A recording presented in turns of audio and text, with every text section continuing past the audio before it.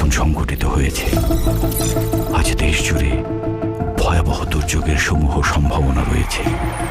দেশের সব পুলিশ স্টেশনকে 10 নম্বর মহাবিপদ সংকেত দেখাতে বলা হয়েছে। সমগ্র দেশের তাপমাত্রা এবং বাতাসের গতিবেগ আজ অস্বাভাবিক রকম ভয়ঙ্কর। সমগ্র দেশবাসীকে তাই আজ যে যেখানে অবস্থান করছেন সেখানেই অবস্থান করতে অনুরোধ জানানো যাচ্ছে।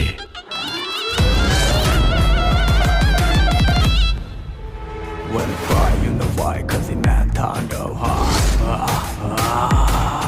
的领袖，那就不当不见